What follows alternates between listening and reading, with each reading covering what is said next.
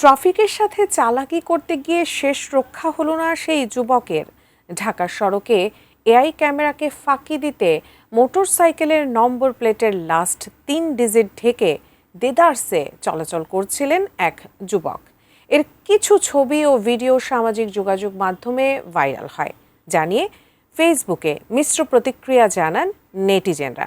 অবশেষে পুলিশের জালে ধরা পড়ে জেল জরিমানা হয়েছে তার। তবে কে এই যুবক, কেন এই অভিনব প্রতারণার আশ্রয় নেন তিনি, জানাচ্ছেন এসআই রাজ। এআই ভিত্তিক ট্রাফিক নজরদারি ব্যবস্থা ফাঁকি দিতে মোটরসাইকেলের নম্বর প্লেটের লাস্টের 3টি ডিজিট ঢেকে সড়কে চলাচল করছিলেন লাবলু হক নামের এক ব্যক্তি। অভিনব এই প্রতারণার ঘটনায় অভিযুক্ত ওই ব্যক্তিকে অবশেষে গ্রেপ্তার করেছে ঢাকা মহানগর পুলিশ। সামাজিক যোগাযোগ মাধ্যমে ছড়িয়ে পড়া ছবি ও ভিডিওর সূত্র ধরে প্রায় সপ্তাহখানেকের তদন্ত শেষে তাকে গ্রেপ্তার করা হয়। পুলিশ জানিয়েছে, ভ্রাম্যমাণ আদালতে নিজের দোষ স্বীকার করলে তাকে 1 মাসের কারাদণ্ড ও 2000 টাকা অর্থদণ্ড দেওয়া হয়। মঙ্গলবার ডিএমপির এক সংবাদ সম্মেলনে অতিরিক্ত পুলিশ কমিশনার মোহাম্মদ আনিসুর রহমান জানান, বিষয়টি প্রথমে কয়েকটি টেলিভিশন চ্যানেলের প্রতিবেদনের মাধ্যমে তাদের নজরে আসে। পরে আরও কয়েকটি গণমাধ্যম ও সামাজিক যোগাযোগ মাধ্যমে ঘটনাটি ব্যাপকভাবে প্রচারিত হয়। তখনই পুলিশ বিষয়টিকে গুরুত্বের সঙ্গে নিয়ে তদন্ত শুরু করে। নতুন বাংলাদেশ গড়তে এলো জুলফিকার স্টিল।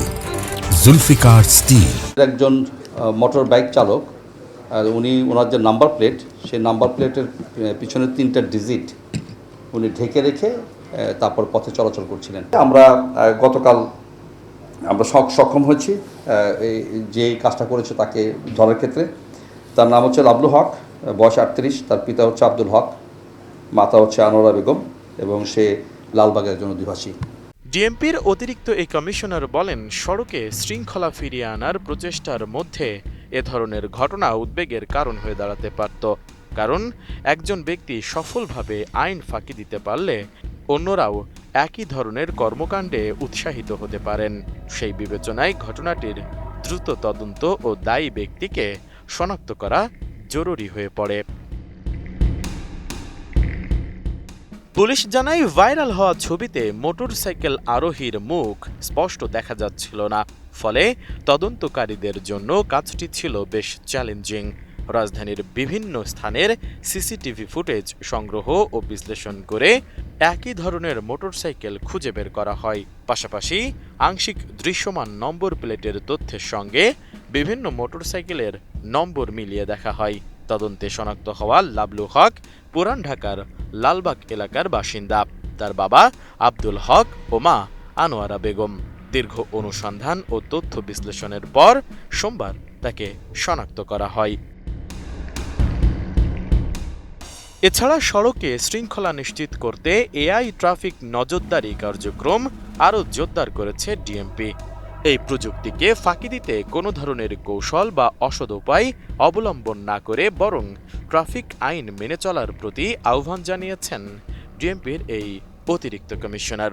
আমরা খুব শীঘ্রই একটা অভিযান চালু করব, সেটা হচ্ছে যে আপনি যে নাম্বার প্লেটটা ব্যবহার করছেন এটা অনেক ক্ষেত্রে অস্পষ্ট, অনেক ক্ষেত্রে এটা ভেঙে গিয়েছে, অনেক ক্ষেত্রে এটা কোনো কিছু বোঝা যায় না।